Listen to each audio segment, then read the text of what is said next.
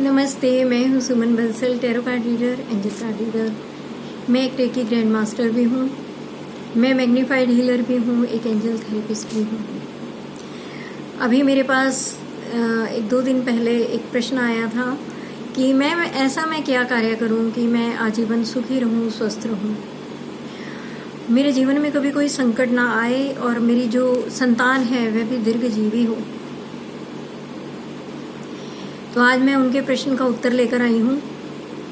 हालांकि इस बात को सभी साधु संत बोलते हैं और शास्त्रों में भी केवल यही एक उपाय है, और वही मैं आज आप सबको बताने जा रही हूँ।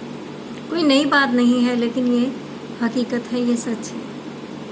हालांकि आज मैं बोलने की कंडीशन में नहीं थी, काफ़ी थकावट थी, लेकिन फिर भी लगा कि जब तक जी रहे हैं और जब तक हम किसी के काम आ रहे हैं, जब तक हम किसी को अच्छे से गाइड कर सकते हैं तो करना चाहिए, मौका कोई नहीं छोड़ना चाहिए।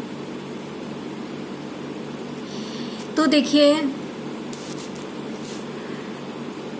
जीवन में कोई भी संकट ना आए उसके लिए भक्ति से ऊपर दूसरा कोई साधन नहीं है। भक्ति मार्ग पर चलने के बाद जब मैंने इस प्रोफेशनल लाइफ में भी कदम रखा तो मैंने कई हीलिंग मॉडलिटीज़ सीखी हैं, और जिसमें अंत में यही रिजल्ट निकल कर आता है कि ये सब चीज़ें मानवता के उत्थान के लिए हैं। और जब हम किसी के लिए कुछ काम करते हैं, कोई केस लेते हैं, तो वह हमें ईश्वर के सामने फुली सरेंडर करना पड़ता है। हम अपने आप को वहाँ पर ये नहीं मान सकते कि ये मैं कर रहा हूँ, नहीं, फुली सरेंडर के साथ हमें ईश्वर को पूरा अपने आप को समर्पित करना पड़ता है, और बिल्कुल समर्पित भाव से हमें उस केस के लिए काम करना होता है। और उसके बाद हम ईश्वर को ऑर्डर नहीं दे सकते कि मेरा ये कार्य कर दो, मैंने ये किया वो किया, अब आपको मेरा कार्य करना होगा। जबकि हम अपने निजी जीवन में ज़्यादातर लोग यही गलती करते हैं कि अब मैंने इतने लाख जाप कर लिए, अब मैंने इतने व्रत किए, इतना पाठ किया, ईश्वर को फल देना चाहिए ना, क्यों नहीं दिया। तो हम ये नहीं कह सकते, और हमें अंत में यही बोलना होता है कि हे ईश्वर,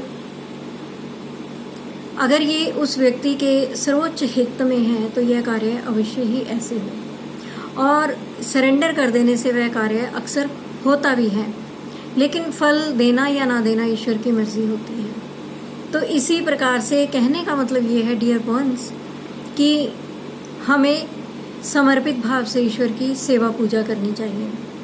और हिंदू धर्म में तो ईश्वर की पूजा करना, सेवा करना एक बहुत ही रोचक विषय है।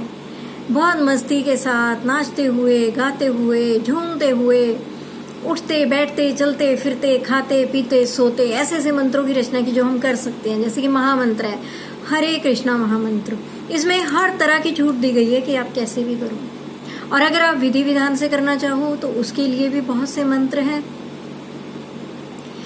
लेकिन भक्ति मार्ग में मैंने संस्कृति का भी अध्ययन करने की कोशिश की। मैक्सिमम में जितना दूसरी सभ्यता, दूसरी संस्कृति को जितना मैंने जानने की कोशिश की, देश की, विदेश की, सभी में सरेंडर है, और सभी में अंत में इष्ट की सेवा है,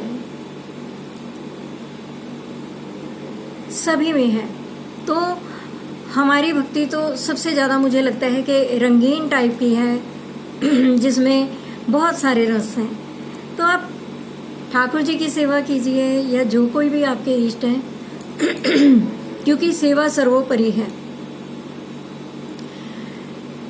सेवा कीजिए, अपने इष्ट को स्नान कराइए, और वह जो जल बचता है, कुछ लोग तो उसको पौधों में डाल देते हैं, लेकिन वह जल जो इष्ट के सर से होता हुआ उसके चरणों से निकल जाता है, वह चरणामृत हो जाता है, और वह बड़े से बड़े संकटों का, दुखों का नाश करने वाला होता है। उसके अनेक प्रयोग होते हैं। घर में छिड़किए, घर का प्यूरिफिकेशन होगा, घर के जितने भी वास्तु दोष हैं उनका शमन होने लगेगा। लेकिन यह प्रक्रिया फिर आप ये एक्सपेक्ट मत कीजिएगा कि मैम हमने 1 महीना किया, 2 महीना किया, कुछ नहीं हुआ। ये तो एक तपस्या है, इसी को तपस्या कहा जाता है, इसी को साधना कहा जाता है। ऐसा नहीं है कि गए जंगल में उल्टे लटक लिए और उल्टी सीधी हरकतें करी और वो तपस्या। गृहस्थी में ये सर्वश्रेष्ठ तप है। प्रॉब्लम क्या है, गृहस्थी का सुख भी लिया, रौनक रही जिंदगी भर, आसपास आपके घर परिवार के लोग भी रहे और आपने ईश्वर की भक्ति भी की, तो वह जल जो है बहुत चार्ज हो जाता है, उससे घर का प्यूरिफिकेशन होता है। घर में कोई भी नकारात्मक ऊर्जा हो या वास्तु दोष हो वो क्लियर होता है। जैसे एक स्वस्थ शरीर में ही स्वस्थ मन का निवास होता है। बॉडी अगर ठीक ना हो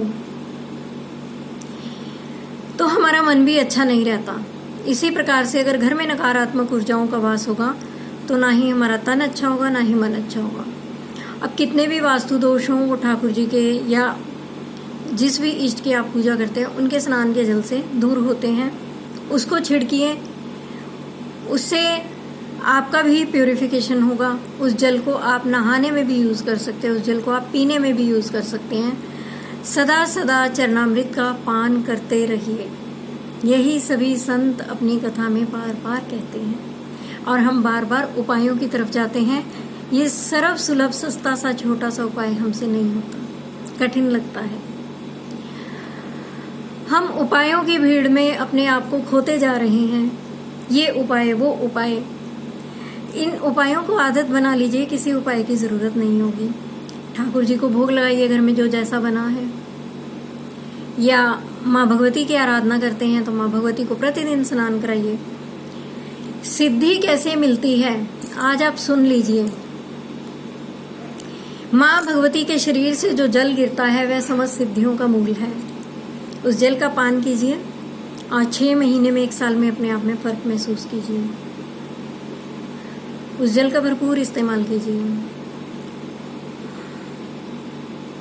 भोग लगाइए। भोग की प्रक्रिया से वह भोजन कई गुना चार्ज हो जाता है और वह दिव्य भोजन हो जाता है। तो उस दिव्य भोजन को ग्रहण कीजिए, तो उससे आपका इंटरनल प्यूरिफिकेशन होगा, आपकी फैमिली का होगा। फैमिली का भी हो गया तो आप लाइफ में हर जगह ग्रो करेंगे, क्योंकि एक अच्छा माहौल मिल रहा है। घर का purification, internal purification, external purification हो रहे हैं, तो आप ग्रो कर रहे हो, इसमें कोई शक नहीं है। इसको लगातार कीजिए, आदत बनाइए, बिन नागा कीजिए। उसके अलावा समय समय पर देव पूजन, आराधन, अर्चन, वंदन करवाते रहना चाहिए। ब्राह्मणों को बुलाइए, कोई अनुष्ठान कीजिए, खुद कीजिए। नहीं ज़्यादा कर सकते तो जैसे माँ भगवती का एक बहुत प्रसिद्ध ग्रंथ है देवी भागवत पुराण, आप वह लगा कर रखिए हमेशा, उसे डेली पढ़िए, शिक्षा लीजिए। हर रोज़ भले ही 1 पेज पढ़िए, बाद में उस पर गहन चिंतन मनन कीजिए। कथा के अंदर भले ही वो काल्पनिक हैं, कैसे भी हैं, कुछ उनमें सच्चे चरित्र हैं, कुछ काल्पनिक भी होते हैं।